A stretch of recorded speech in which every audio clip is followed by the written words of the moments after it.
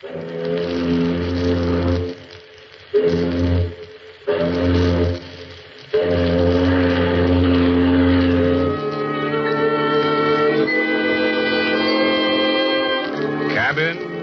B13.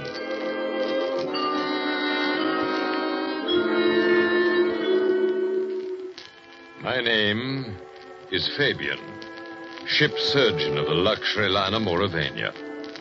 Tonight, as we lie alongside the docks at the great port of Southampton, the ship is ghostly, deserted. Our passengers on this world cruise have gone to London. And as I sit here in my cabin, B13, I'm reminded how the tides and storms of 1,000 voyages have wrought nothing more strange, more sinister than man's desire for adventure in the strange ports and lands we touch. I remember Bill and Brenda Leslie. It was years ago before the war, and the effect on their characters of the mortal terror that overtook them in London.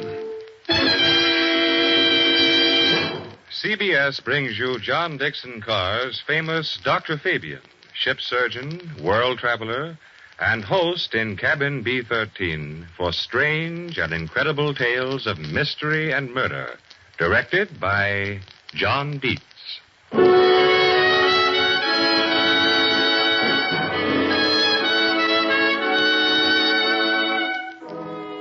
London and Hampden's Hotel in Norfolk Street off the Strand. A quiet little street sloping down to the river. Quiet little hotel.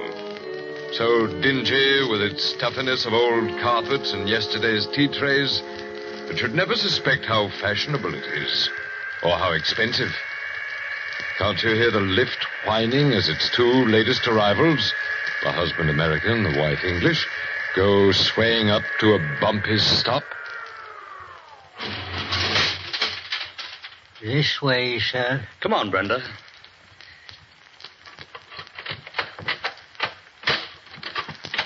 Will there be anything else, sir? That's all, thanks. Oh, wait a minute. Here. Oh, thank you, sir. Bill, darling, please don't look so bewildered. Was I looking bewildered? I know the furniture's red plush and dates back to the 1860s. I know we can't get a private bathroom. By George, the waiters look as old as the furniture. But if only we'd gone to Claridge's or the Savoy or any one of a dozen places I suggested. But, darling, you don't understand. No? Who the devil wants to go to Claridge's or the Savoy? This is London. Oh, Bill, I'm afraid I still don't understand. I've been in the diplomatic service for 7 years. I've been stationed in 3 capitals. But I've never been here. It's a lovely old town. Oh, it's home. It's home to me, too, in a way. It's put a spell on my imagination ever since I was a boy so high. Sherlock Holmes, Dr. Fu Manchu, hansom cabs rattling through the fog. Darling, you don't think we still ride about in hansoms. No, but it's the spirit of the thing. Here, look out of this window. Yes? Gray and black buildings. Twilight coming down. And yes, look down there. Where? I don't see anything. It's one of your famous barrel organs. Here, let's have the window up. It's under our windows, Brenda. What's the tune, dear? Do you know it? Oh, something about she was a lassie from Lancashire. It's a very old one. But it's right, don't you see? Everything's right. And if I crane out of the window, sideways like this, I can see down to the river. That's where the bodies fall off walls and the police launches go out. Oh, Bill, please listen to me. Yeah? Put your arms around me. Look down at me. There.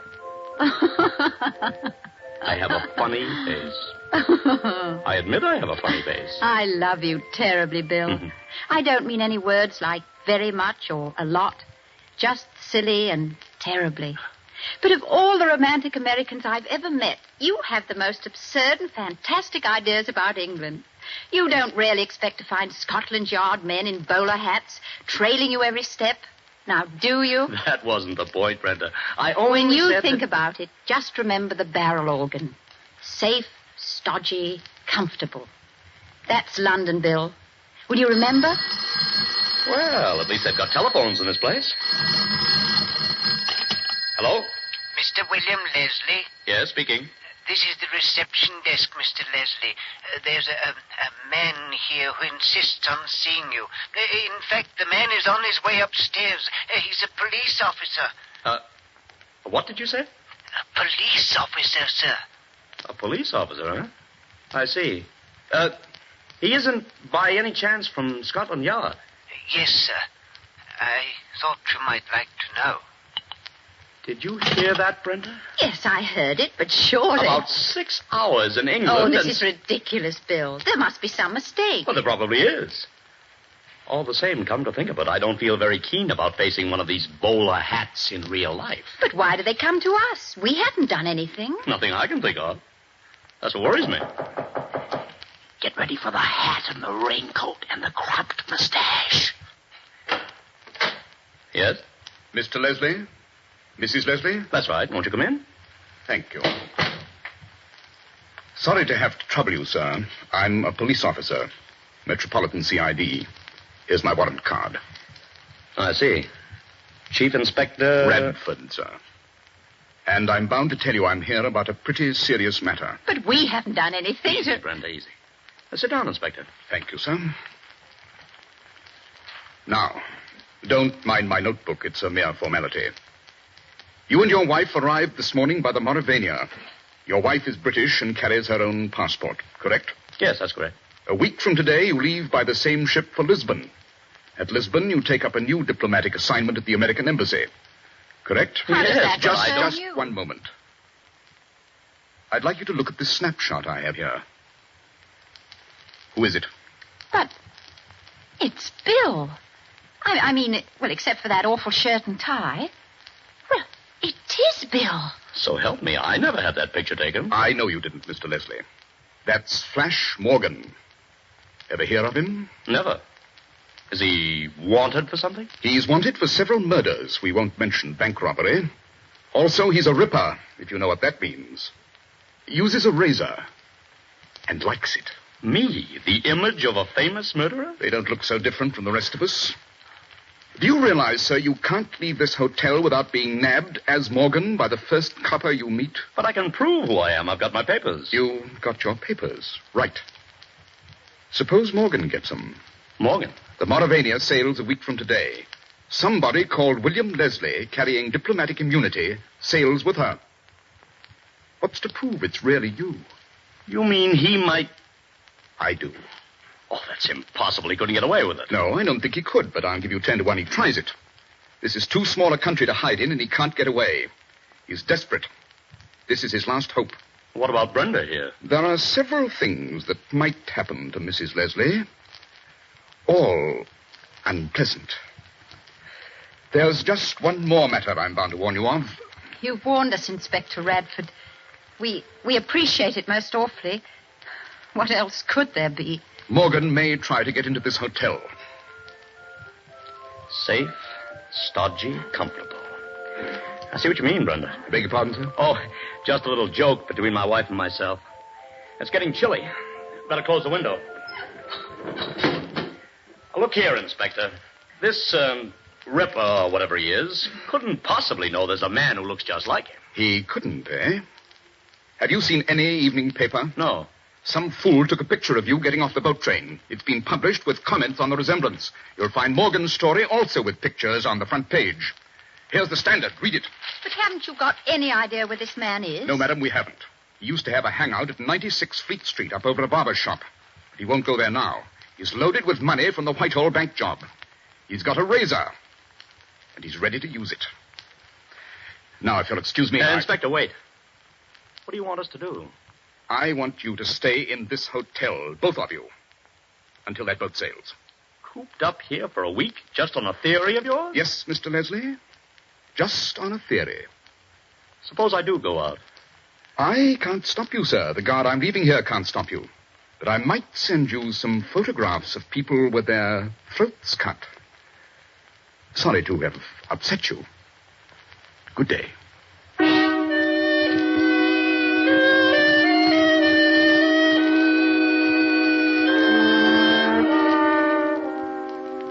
Hardly any change yet in the purplish-white tinge of early evening. No street lamps alight. But a thin mist, white with late October chill, is creeping up from the river as Bill and Brenda Leslie still sit in the red plush room, staring at nothingness. Brenda, Yes, dear? what was the number of that address Radford gave us, where Morgan used to hang out? I don't remember. 96, wasn't it? 96 Fleet Street? Why do you want to know? Because I'm going there. And I'm going now. Yes, I thought that was it. Bill, you can't. You mustn't. You can't do anything there. I know. Then why go at all? Sweetheart, you know what our life is. It's a wonderful life. Oh, with you, yes, every minute of it. But the diplomatic service. Vous allez bien, Madame la Comtesse?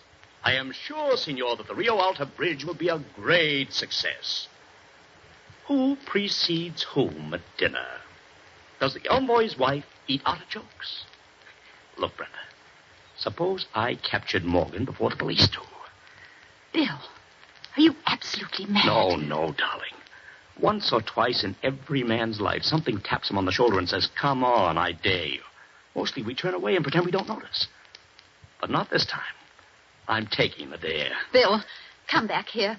You're not to go. Where's my overcoat? I've got it.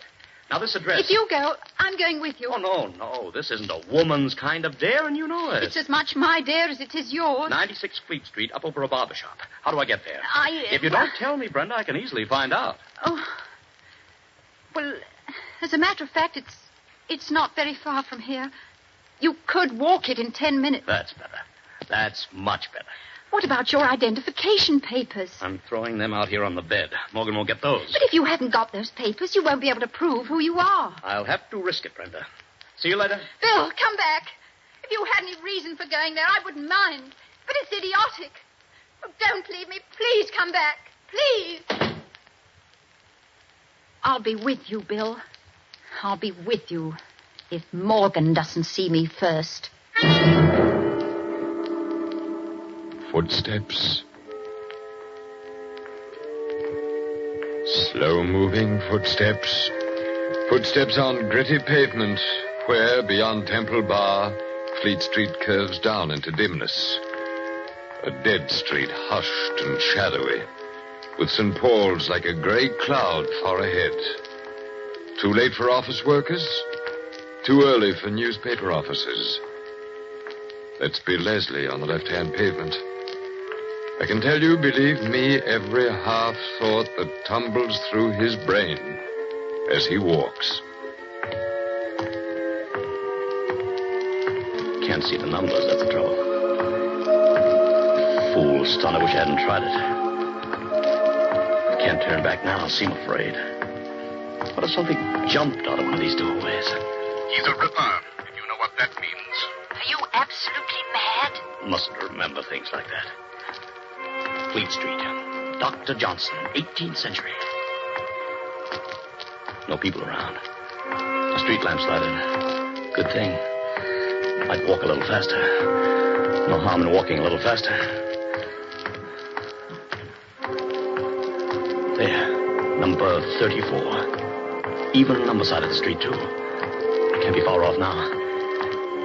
Mist rising and as cold as... Was that a policeman's helmet?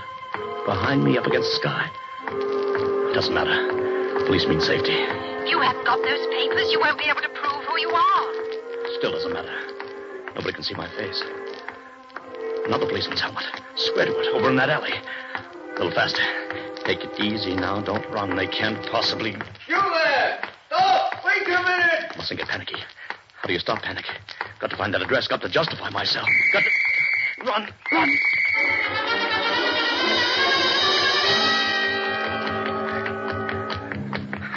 96. Little entry. No door. Flight of steps. Easy on the jump now. Run up quiet as you can.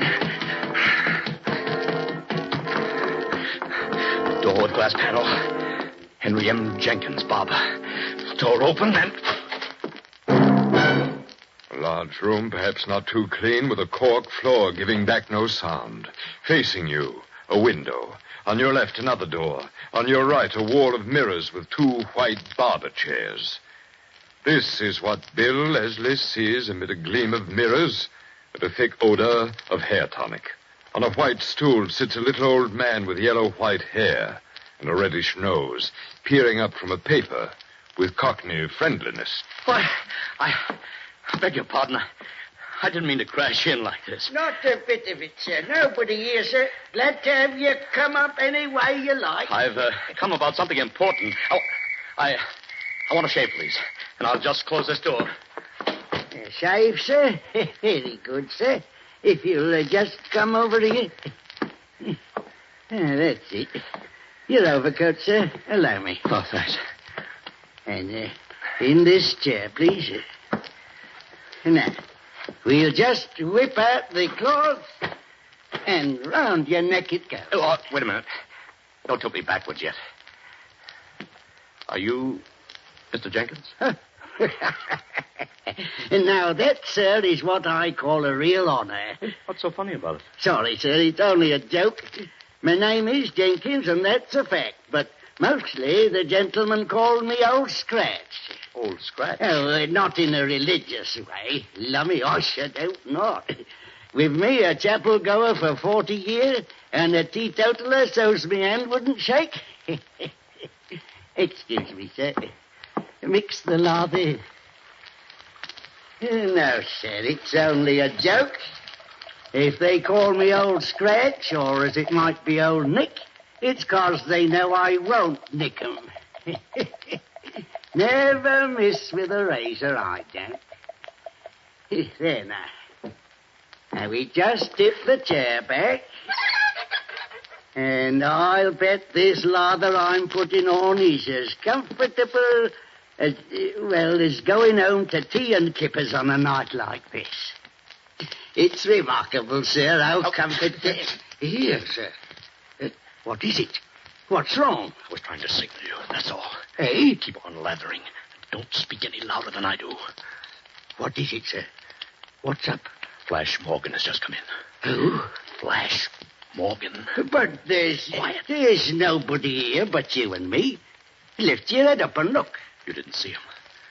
You were looking at the shaving mug. I saw him come in by the door from the stairs when you moved the chair. You sure you don't know who Morgan is? So help me, Harry, I don't. He's a killer. Wanted by the police. The police? Here now. I'll Finish with the leather. Then start shaving. But make it quick. Get a razor. Yes, sir. But... That's it. Where's the bloke? Is he a blooming ghost? He didn't look at either of us. He didn't make a sound. I saw him in the mirror. He bolted the glass-paneled door on the inside. Look over and see if it isn't bolted.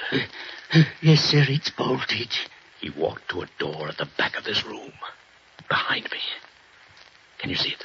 Yes, sir. Of course I can see it. Where does that door lead? Upstairs? No, sir. There's no upstairs on this side of the house. But there's got to be. Morgan lived... or had some friends Don't move your chin like that. Keep your head where I put it. If you was looking for 96 proper, you must have seen the numbers in a bad light. Oh? That's under the arch and round the back, like a lot of these old houses. This is 96B. And where does the door lead? Only to a cupboard, sir. A big cupboard. Somebody's hiding there now. That's right. Morgan's there with his razor. That's the end of the shave, sir. I trust it's satisfactory. Hot towel, sir. Here's thanks. Hot and steaming. Hang on to your nerve, Old Scratch. We'll get him in 2 minutes. Towel satisfactory, sir. I'm a peaceful man, Governor. I don't want no trouble. Now listen. When you take the towel off, go to the shelf under the mirrors and mess around with the bottles. Ask me if I'd like some kind of lotion. And edge toward the glass door. When you get near it, run like blazes and yell for the police. The whole neighborhood's full of cops. Morgan will come out fighting when he hears you run. I'll pick up that high stool and try to hold him off. The cops didn't find me because they went to the wrong 96. That door behind you. Well? The knob's moving. Then we'll have to do it when I count 3. I can't, sir. I just ain't up to it. You can run, can't you? 1, 2, 3... Better stay where you are, both of you. Oh, well. Do I hear in Chief Inspector Radford? You do? Sorry to break the glass door, Old Scratch, but it seemed to be bolted on the inside. Yes, it is. In you go, boys. We may need several men here. Well, Inspector, don't you recognize me? I'm Bill Leslie. Yes, you probably are. Where's Morgan? He's in that cupboard over there. I don't want to handle him. Have your men got guns? We don't carry guns. Sergeant. Yes, sir. Go over and guard that window. Davis, you stay here. I'll take the wasp out of his nest. Right, sir. Coming out, Morgan? No? All right, have it your own way. I'm turning the knob and... Lord almighty. Find that blood, sir. It's Morgan, all right. But he won't give any trouble now. His throat's been cut. His throat's cut? But who? Who? Curse it, Mr. Leslie. Why do you have to go and kill him?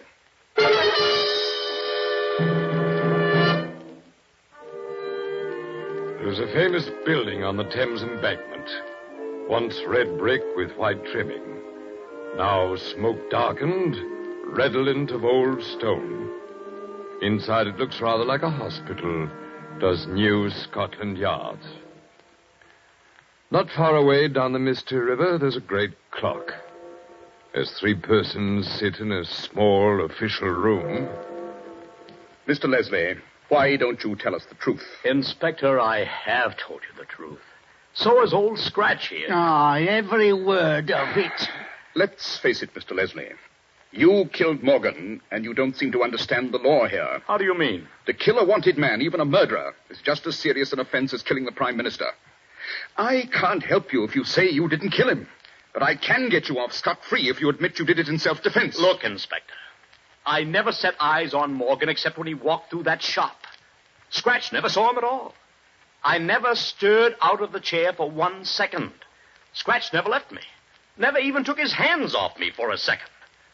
Neither of us did it. Then who killed Morgan? I don't know. The door was bolted on the inside. The window was locked. How could anyone get in? I just don't know. You don't think a ghost got in and killed him? What do you think happened?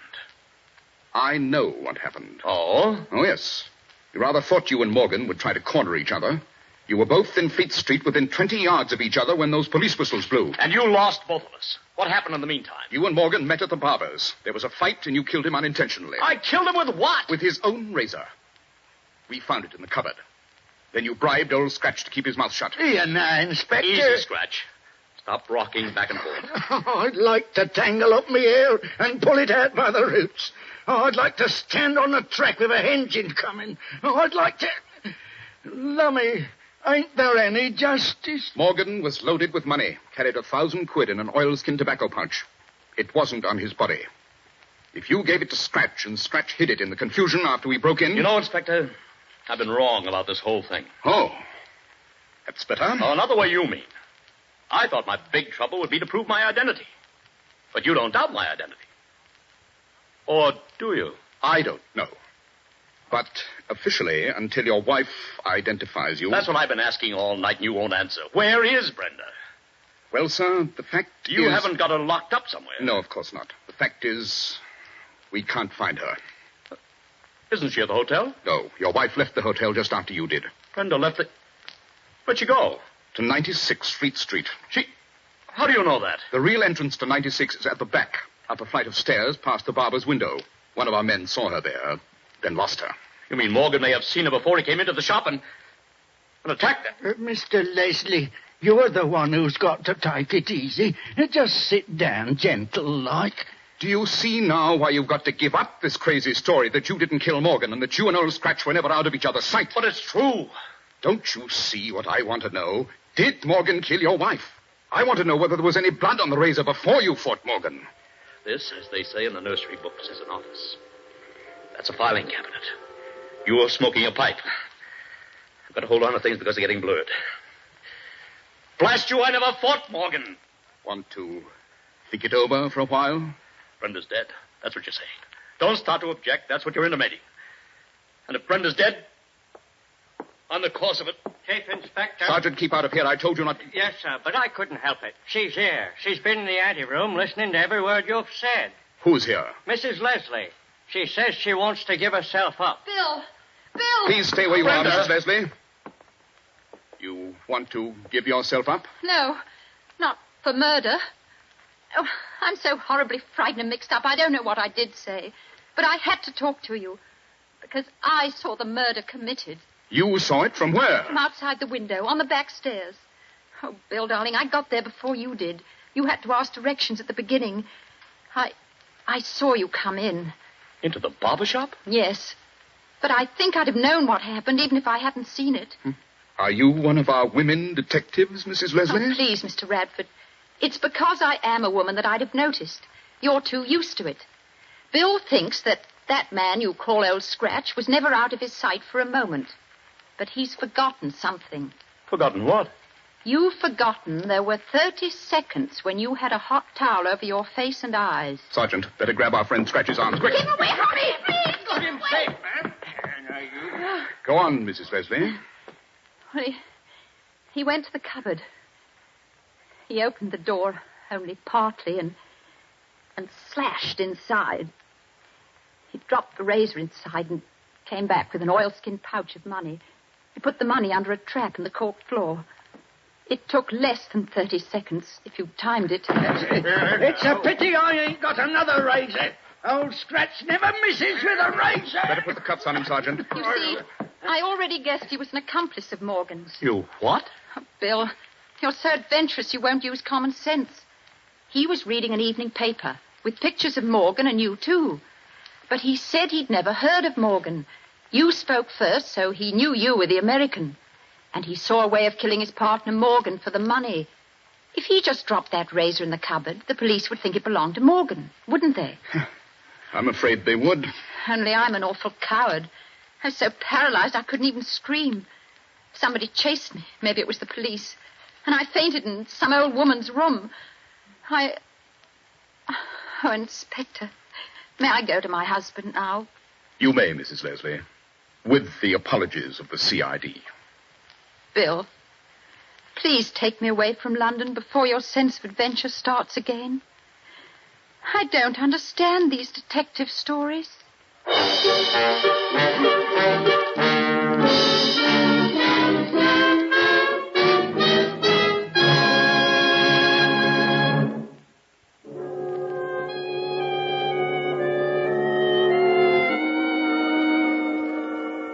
And so, in rather a pleasant vein, I end my story of the husband who sought trouble and the wife who got him out of it. And as I, Dr. Fabian, ship's surgeon of the Mauravania, sit here in my cabin, B13, remembering this story, I wonder what other memories of strange and sinister happenings will come back as we touch at the other ports of our world cruise. I hope to greet you again next week in cabin B13.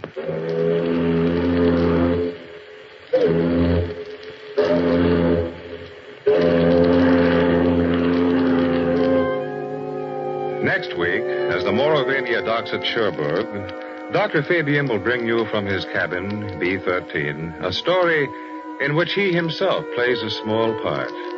A tale with not quite so pleasant an ending as tonight's. A strange adventure which he calls The Man Who Couldn't Be Photographed. Cabin B13 is created and written by John Dixon Carr, outstanding mystery novelist in both England and America, who is also famous as Carter Dixon. These Dr. Fabian stories are all newly written for you by Mr. Carr and have not appeared before on the air or in printed form. Dr. Fabian is played by Arnold Moss, and on tonight's drama, Joseph Curtin played Bill Leslie, with Naomi Campbell as Brenda and William Podmore as Jenkins. The music is composed and conducted by Merle Kendrick. Cabin B13 is edited by Charles S. Monroe, and the productions are directed by John Dietz. This is CBS, the Columbia Broadcasting System.